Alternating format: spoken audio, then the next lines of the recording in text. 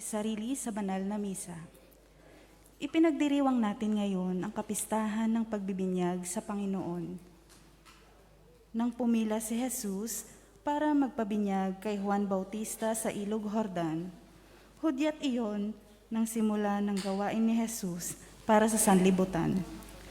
Inilalarawan din dito ang pakikisangkot ni Jesus sa buhay ng tao. Bagamat wala siyang kasalanan, pinili niyang humanay sa mga tao para ibigay sa atin ang pagliligtas ng Diyos.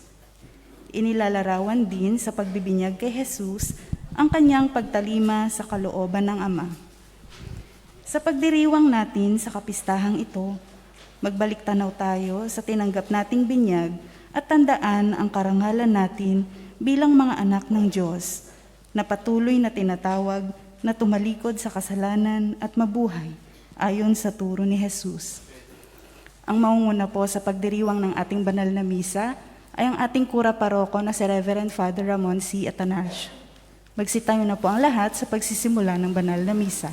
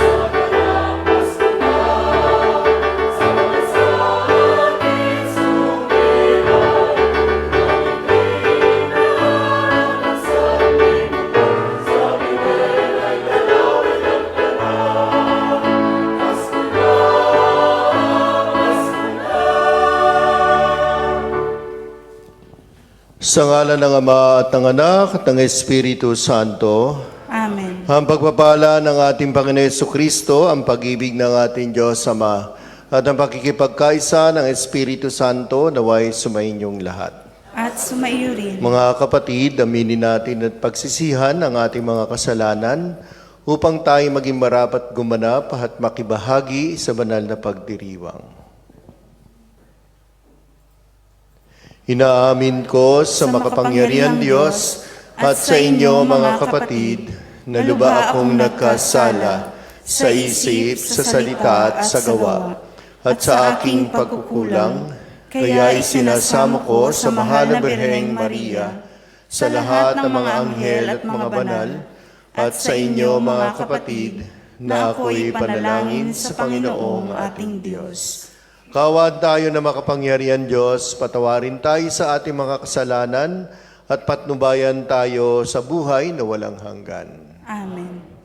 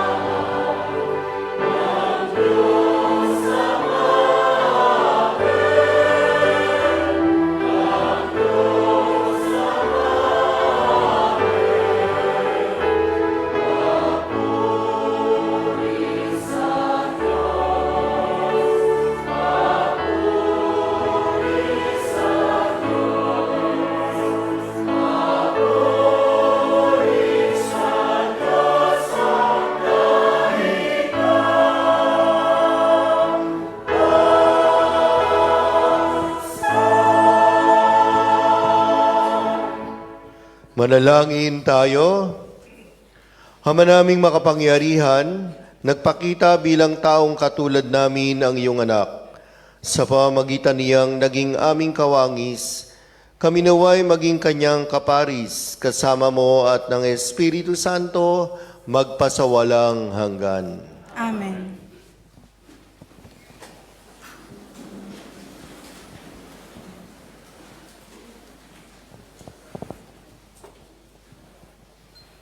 Sa unang bahagi ng pagdiriwang, ang pagpapahayag ng salita ng Diyos. Sa unang pagbasa, si Jesus na tumanggap ng binyag sa Ilog Jordan, ang katuparan ng propesiya ukol sa lingkod ng Diyos na isusugo para iligtas ang kanyang bayan. Pagbasa mula sa aklat ni Propeta Isaias. Sinabi ng Panginoon, "Ito ang lingkod ko na aking itataas, na aking pinili at kinalulugdan. Ibubuhos ko sa kanya ang aking espiritu, at sa mga bansa ay siya ang magpapairal ng katarungan. Mahinahon at banayad kung siya'y magsalita, ni hindi magtataas ng kanyang tinig. Ang marupok na tamboy hindi babaliin, ilaw na aandap-andap, di niya papatayin. At ang katarungan ang paiiralin. Di siya mawawala ng pag-asa, ni masisiraan ng loob. Paghahariin niya ang katarungan sa daigdig. Ang mga bansa sa malayo ay buong pananabik na maghihintay sa kanyang mga turo. Ako ang Panginoon, tumawag sa iyo, binigyan kita ng kapangyarihan upang pairalin ang katarungan sa daigdig. Sa pamagitan mo ay gagawa ako ng pakikipagtipan sa lahat ng tao at magdadala ng liwanag sa lahat ng bansa. Ikaw ang papadilat ng mga bulag at magpapalaya sa mga bilanggo ng kadiliman." Ang salita ng Diyos. Salamat sa Diyos.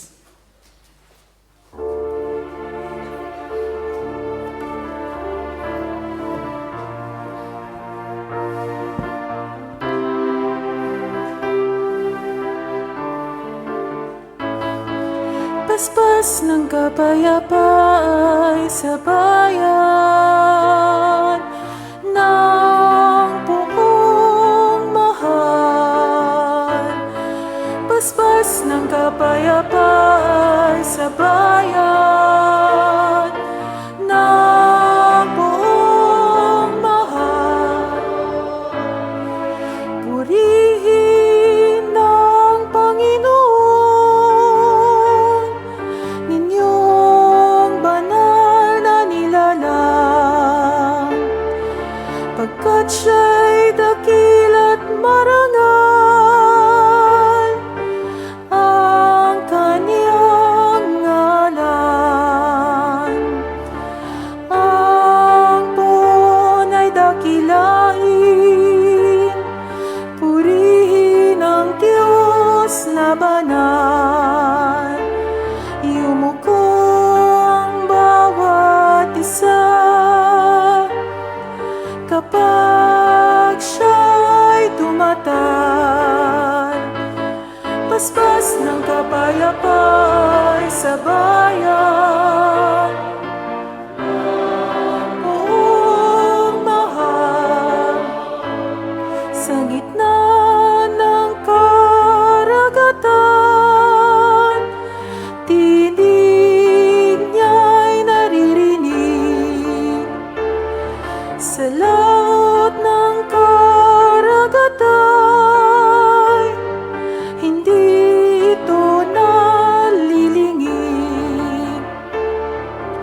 Pag nangusap na ang buon, tinig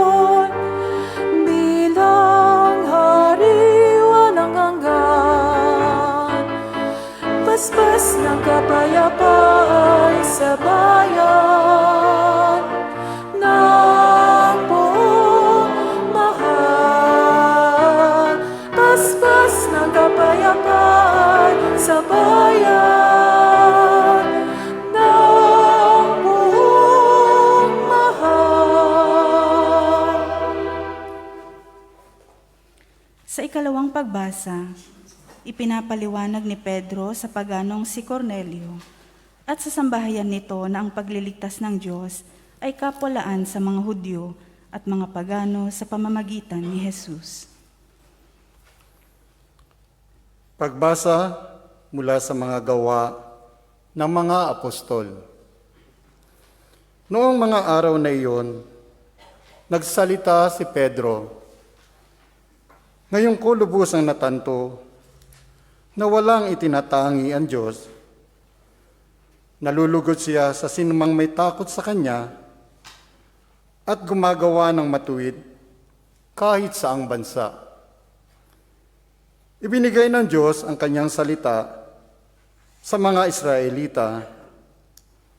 Sa kanila niya ipinahayag ang mabuting balita tungkol sa pakikipagkasundo sa pamamagitan ni Hesus Kristo. Ngunit siya ay Panginoon ng lahat.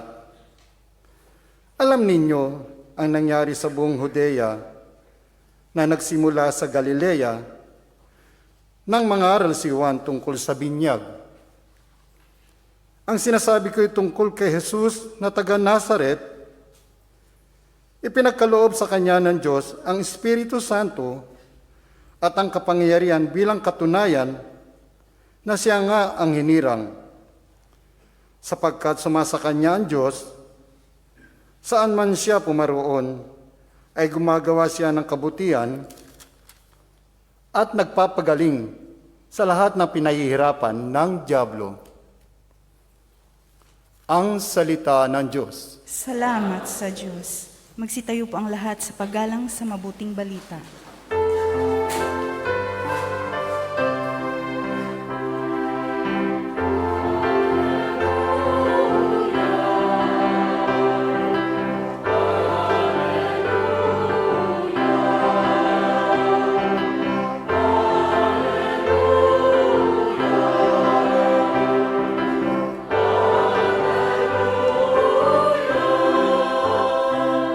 Sabay-sabay po ang lahat. Ang Diyos Ama, ang anak kong sinisinta ay narito. Dinggin niyo siya.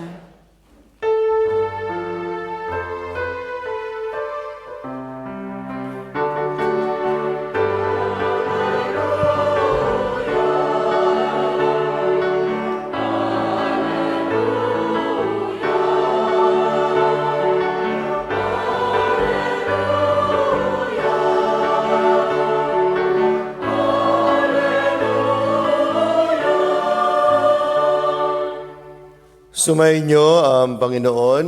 At sumaiyo rin. Ang pagbasa sa mabuting balita ng Panginoon ayon kay San Lucas. Papuri sa iyo, Panginoon.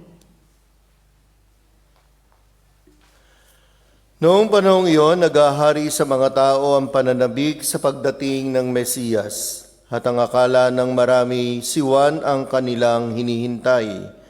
Kaya't sinabi ni Juan sa kanila, "Binibinyagan ko kayo sa tubig, ngunit ang darating na kasunod ko ang magbibinyag sa inyo sa Espiritu Santo at sa apoy. Siya ay makapangyarihan kaysa akin, at ni hindi ako karapat-dapat magkalag ng tali ng kanyang panyapak." Nabinyagan na noon ang lahat ng tao, gayon din si Jesus. Nang siya'y nananalangin, nabuksan ang langit, at bumaba sa kanya ang Espiritu Santo sa anyong kalapati. At isang tinig mula sa langit ang nagsabi, "Ikaw ang minamahal kong anak, lubos kitang kinalulugdan." Mga kapatid, ang mabuting balita ng Panginoon. Pinupuri ka namin, Panginoong Hesukristo. Magandang gabi mga kapatid. Good evening po. Batiin natin ng good evening ang ating mga kasama. And for the last time, batiin natin ng Merry Christmas at Happy New Year. Kasi ngayon po ay solemnity ng Baptism of the Lord o yung dakilang kapistahan ng pagbibinyag sa Panginoon. Yung hudyat na tapos na ang Pasko. Hindi na pwedeng mag-caroling. Hindi na pwede manghingi ng aginaldo. Hindi, pwede pa naman. Araw-araw ay Pasko. Lalo na pagdating sa aginaldo, no? Well, ang binyag ay isa sa mga mahalagang sakramento ng ating pananampalataya. Ilan nga ang sakramento natin? 7. Sino nakakaalam ng 7 sakramento? Pera sila. Dito meron. Si brother. Meron. Yung alam nyo sa 7, ilan? 7. Alam mo ang 7, sister? Sige nga, sister. Binyag. Kumpi.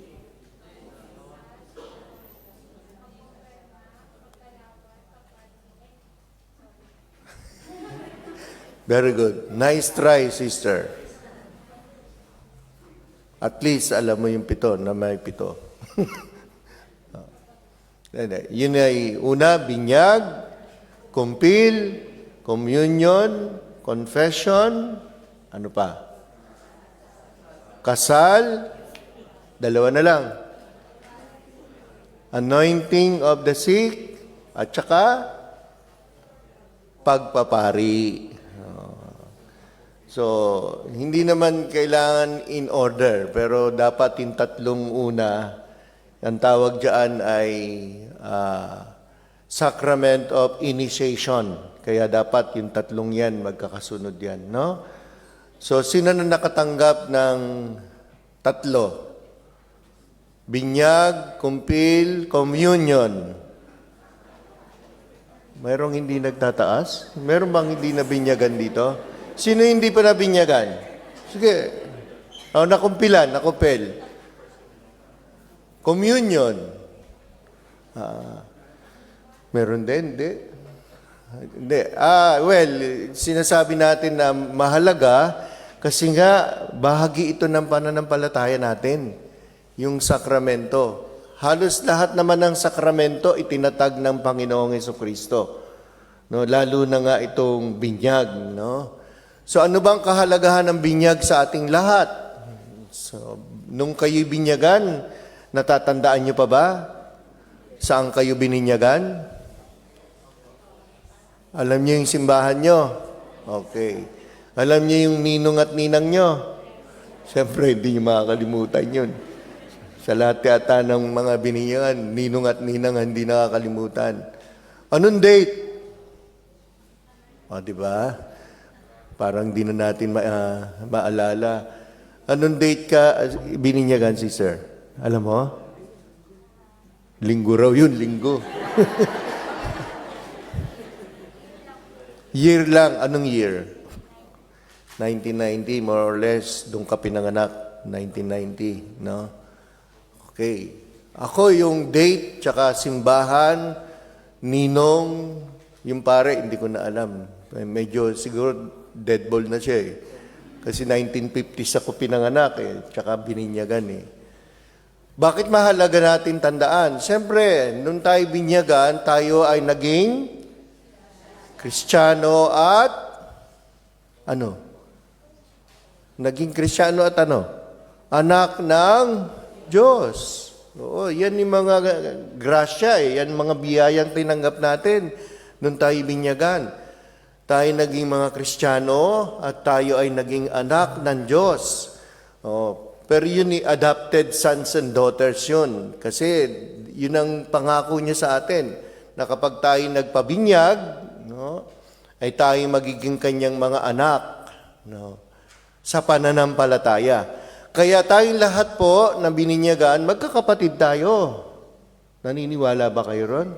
Na yung nasa kanan mo, kapatid mo, sister? Hindi po? Anong hindi po? Oo. Kahit yung kaaway mo na bininyagan din, kapatid mo yun. Sa pananampalataya. Di ba? Kaya ang tawag natin lagi, brothers and sisters in Christ. No. Kaya yun dapat yung tinuturing natin sa ating mga kapwa. Opo, hindi lang tayo, kasi ang alam lang natin, pag nagpabinyag, ano ba? Bakit ho nagpapabinyag ba ang mga mananay at tatay? Sino na nagpabinyag ng anak? Wala kayong anak? Ba't ka ilan na pabinyagan mo na, sister? 3 na. Bakit ka nagpabinyag? Oh, yun, di ba? Para mabigyan din ng pangalan. Kaya lang, minsan, alam niyo bang ginagawa niyo sa mga anak ninyo? Pinahirapan niyo. Bibigyan niyo na napakamahabang pangalan para pag nag-aral, bagsak agad. Pagsusulat pa lang ng pangalan, bagsak na. Ba't hindi kayo gumamit ng mga pangalan na galing saan? Sa Bible, no? Kayo, kumukuha kayo ng pangalan sa pelikula, no? Kung sino yung popular, no? O kaya pinagdudugtong yung pangalan ng tatay at ng nanay, no? Kaya nga yung isa, di ba, na bininyagan, sa anong pangalan ng nanay? Consuelo. Yung tatay, Domingo. Pag pinagdugtong mo yung dalawang pangalan ng nanay, tatay, Kondom. Ang pangit, di ba? Sagwa, kondom. Kaya hindi ganun yung pagbibigay ng pangalan. Dapat talaga yung, kagaya ko, Ramon. O, sa inyo ba matatagpuan yung pangalan Ramon? Saan? Mubarakiya? Saan? Alam niyo ba meaning ng pangalan ko? Strong. Ibig sabihin, mapagmahal sa nature. Nature lover, yung Ramon. Kaya dapat yung mga pangalan nyo, alam nyo yung meaning ng pangalan nyo. Yun ang ibig sabihin. Tignan nyo sa Bible, lahat ng pangalan may meaning. Oh. Si Jesus, o ano ang ibig sabihin ng si Jesus? Tagapagligtas. No? Kaya ito yung kahalagahan ng binyag sa atin. Hindi lang ho tayo, ito lagi yung sinasabi namin sa mga magulang na nagpapabinyag. Pagkatapos binyagan yung bata, ano nang ginagawa ninyo? Wala na. Ano bang tanong sa inyo nung nagpabinyag kayo ng bata? Nakahanda ba kayong turuan ang mga batang ito sa buhay ng pananampalataya? Anong sagot ninyo? Opo. Wala naman kayong ginawa. Pag tinanong mo yung bata, walang alam. O kagaya nyo, nung mga maliit kayo, nung maliliit tayo, tinuruan ba tayo ng mga magulang natin? Ako talagang lakas ng sagot mo, sister, ha? Anong tinuro sa'yo ng nanay mo, sister? Maging marites. Hindi naman. Anong tinuro sa'yo ng ni nanay, sister? Sabi niya, kailangan gumalang sa matatanda. Di ba? Kasi alam niyo ba, ibig sabihin ng pagbibinyag, hindi lang ho ito yung one way na tatanggapin mo lang. Na kapag tinanggap mo, tapos na. Hindi. Kailangan isinasabuhay ang tinatanggap nating mga biyaya galing sa Panginoon. Yung biyaya ng binyag, yung biyaya ng mga sakramento. Kailangan yan isinasabuhay natin araw-araw. Paano matututo ang mga bata kung ang mga magulang din hindi nagsasabuhay ng kanilang binyag at pananampalataya? Anong natututunan ng mga bata sa mga magulang? Away. No? Kundi away, pagmumura. Yan ba yung buhay Kristiyano na sinasabi natin? Kaya ang laki ho ng challenge, ng hamon sa atin ng binyag na tinanggap natin. Kasi, siyempre, minsan ginagamit din natin itong sakramento ng binyag para magkaroon ng wasta, di ba? Kukunin mong kumpare si mayor o si governor, di ba? Para nang sa ganun, pag may kailangan ka sa City Hall, ang dali-dali mo. Hindi ganun yun. Kapag tumatayo ka ninong at ninang, ang tawag sa iyo ay pangalawang magulang. Kung failure yung mga magulang sa kanilang mga anak, dapat ang tumatayong nagdadala talaga ng kanilang ng pananampalataya, yung mga ninong at ninang. Malaki ho talaga yung natin, yung maraming pagkukulang ho talaga tayo. Ako ho, bago ako naging pare, siguro mga 50 na ho yung naging inaanak ko eh. Siyempre, no, batang basketballan. Pero anong ginawa ko sa mga inaanak ko? Wala. Meron nga akong inaanak na pariwara nga, naging adik, napatay pa nga sa away. Sinong sinisi ko? Yung parents ba? Hindi, sinisi ko yung sarili ko rin. Kasi wala rin akong ginawa eh.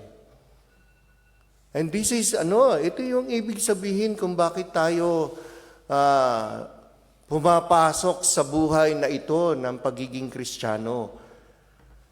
Akala lang natin kasi ang dali-daling magpabinyag. Totoo naman. Pupunta lang kayo sa office, magpipirma ng mga form, maglalagay ang mga ninong at ninang, etc. O magbabayad lang ng hindi ko alam magkano ngayon ang bayad. Tapos na. Madaling maging Kristiyano. In 15 minutes nga, mabibinyagon ko kayo eh. Minsan nga, wala pang 15 minutes. Madaling maging Kristiyano, mahirap magpaka-Kristiyano. Kaya ito po yung hamon sa atin ng every year na pinagdiriwang natin itong binyag ni Kristo. Di ba narinig nyo sa opening prayer?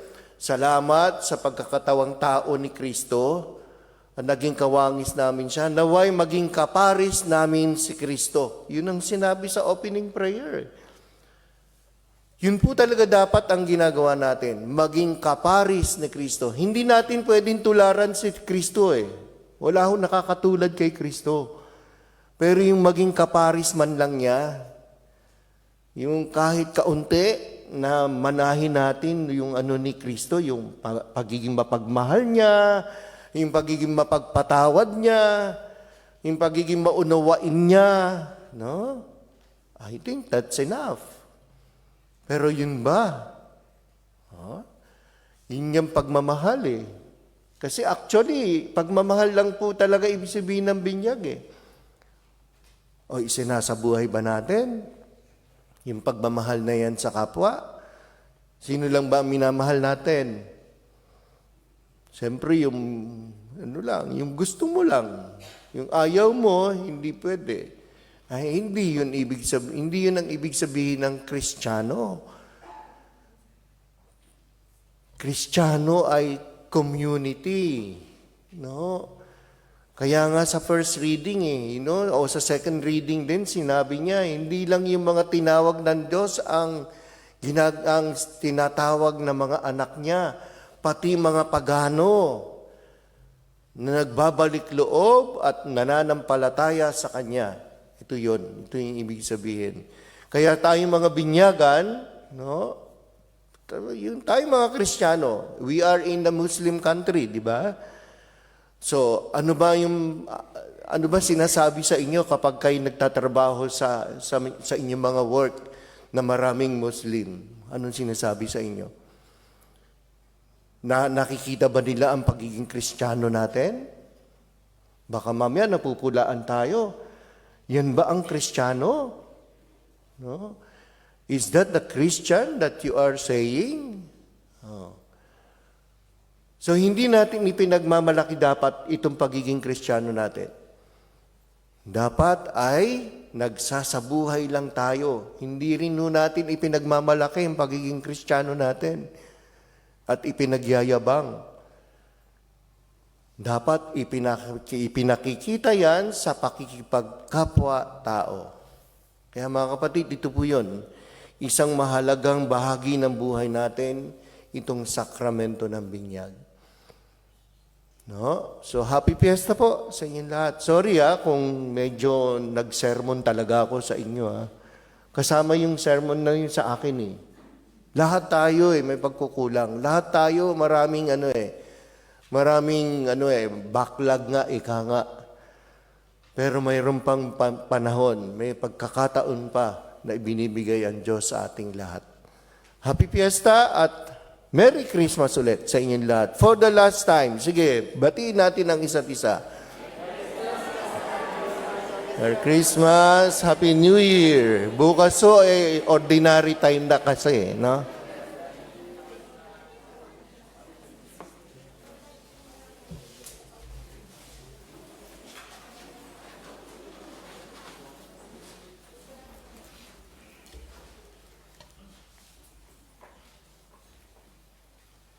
Sige po, sabay-sabay tayo. Sumasampalataya ako sa Diyos amang makapangyarihan sa lahat, na may gawa ng langit at lupa.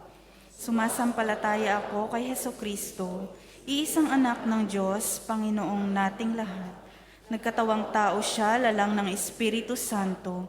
Ipinanganak ni Santa Mariang Birhen, pinagpakasakit ni Poncio Pilato, ipinako sa krus, namatay, inilibing, nanaog sa kinaroroonan ng mga yumao.